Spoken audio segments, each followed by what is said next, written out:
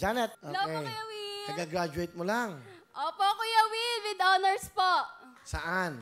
International Christian School po sa Quezon City. Dito lang, sa Quezon City. Opo. Umpisa grade 1, Kuya Will, consistent honors student po. Oh. Ganun na. Opo, Kuya Graduate. Will. Anong kukuhanin mo sa koleyo? Bachelor of Science in Accountancy, Kuya Will. Countdown, sino naman? Okay. Sino kasama mo? Yung po, pinapakilala ko po sa inyo lahat ang pinakamasipag ko ama, Tatay Jojo! Magandang hapon, paring Will! Magandang hapon po, Mang Jojo! Mang Jojo, anong gusto niyo sabihin sa anak niyo? Anak, mahal na mahal kita. At alam ko ang naramdaman mo na kahit isang security guard lang ako at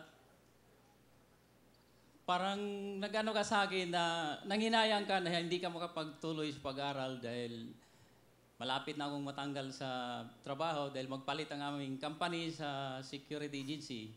Pero hayaan mo anak, magsisikap ako magtrabaho upang ipagpatuloy mo ang iyong pag-aaral kahit hindi ka pa na-enroll sa Diliman FEU, sisikapin ko na makapag-aaral ka sa ibang school. Yan lang po. Alam ko po mabigat yung pinagdadaanan mo ngayon. Pero kaya natin to. Natapagtagumpayan ko nga po na 4 na taon. Nagtrabaho ako bilang factory worker tuwing summer po. Para lang po makagraduate ako. Then, ngayon po, kung hindi man po ako makakapag-aral ngayong taon, meron pa naman po ikalawang taon. Magtatrabaho po muna ako. Balang araw po, ipapakita ko po sa inyo yung diploma ko. Natapos na ako bilang BS Accountancy po.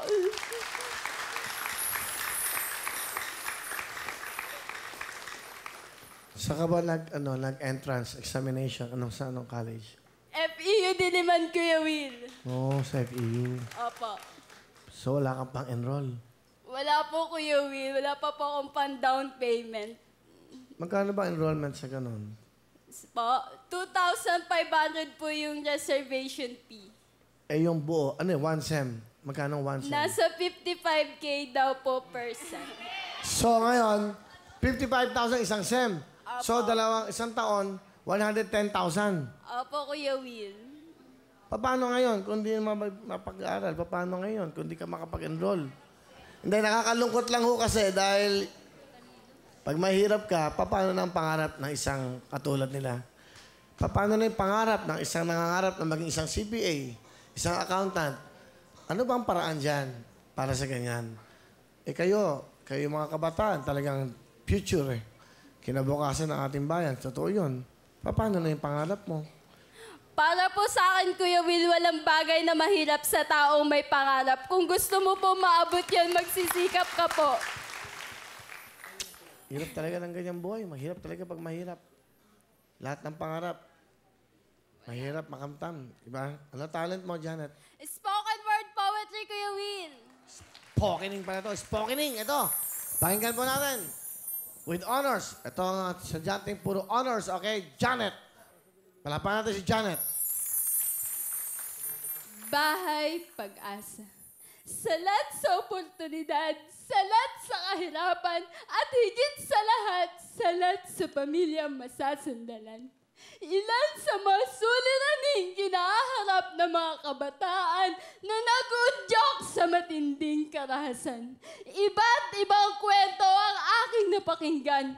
Mga kwentong tumatak sa aking puso't nagmulat sa aking isipan. Ngunit ang kwentong ito ay dala-dala ko sapagkat walang bagay na mahirap sa taong may pangarap.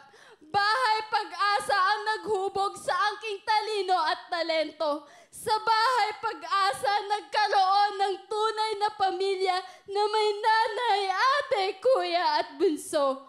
At sa Bahay Pag-asa, naramdaman ang tunay na kalinga na siyang naging motibasyon para magbago. Maraming salamat po. Janet. Okay. Okay, meron kang 10,000 na? Okay? Thank you, Kuya